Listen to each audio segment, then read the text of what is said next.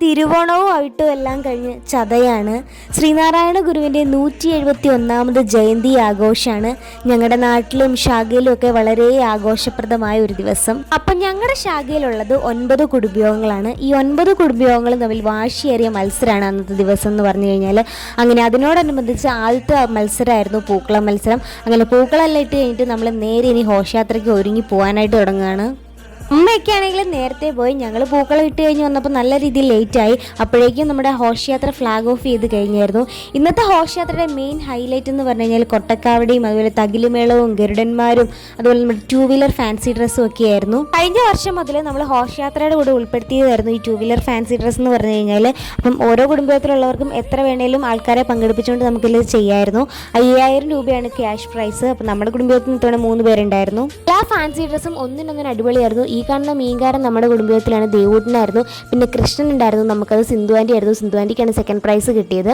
പിന്നെ നമുക്ക് ദേവൂട്ടി ഉണ്ടായിരുന്നു കർഷകയായിട്ട്. അങ്ങനെയെല്ലാം നമ്മുടെ ഗ്രൗണ്ടിൽ വന്നപ്പോൾ ഒരു ലുക്കാണിത്. ഇത്തവണ മത്സരിക്കുന്നത് ഭയങ്കര ആഗ്രഹമായിരുന്നു. പക്ഷെ നമ്മൾ തപ്പിയ കോസ്റ്റ്യൂം കിട്ടിയില്ല, അതുകൊണ്ട് വേണ്ടാന്ന് വെച്ചു. ഈ മാവേലിക്കായിരുന്നു ഇത്തവണത്തെ ഫസ്റ്റ് പ്രൈസ്. പിന്നെ അതിനൊക്കെ ശേഷം നമ്മുടെ ഹാളിൽ വെച്ചിട്ട് ചതയദിന സന്ദേശവും സമ്മേളനവും. പിന്നെ അത് കൂടാണ്ട് ഇത്തവണത്തെ ഒരു മെയിൻ കാര്യം എന്ന് പറഞ്ഞാൽ നമ്മുടെ ശാഖയുടെ വെബ്സൈറ്റ് നമ്മൾ രൂപീകരിച്ചിട്ടുണ്ട്. നമ്മുടെ കുറേ ചേട്ടന്മാരുടെ കുറേ കാലത്തെ കഷ്ടപ്പാടാണ്. അപ്പോൾ അതിൻ്റെ ഉദ്ഘാടനമൊക്കെ ഉണ്ടായിരുന്നു.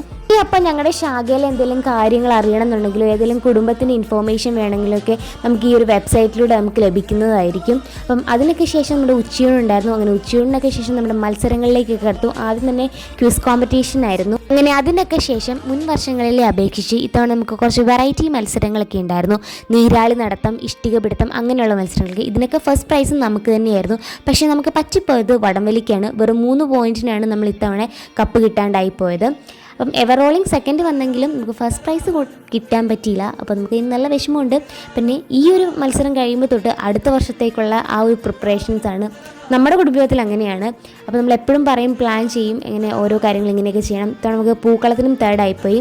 അപ്പം ഓരോ വർഷം ഇങ്ങനെ മത്സരങ്ങളും അതുപോലെ ആൾക്കാരും മാറി മാറി വരണമല്ലോ. സോ നമ്മൾ അതിനെ എടുക്കുന്നുള്ളൂ. സോ ഇത്തവണത്തെ വിശേഷങ്ങളൊക്കെ ഇങ്ങനെയാണ്. ബൈ.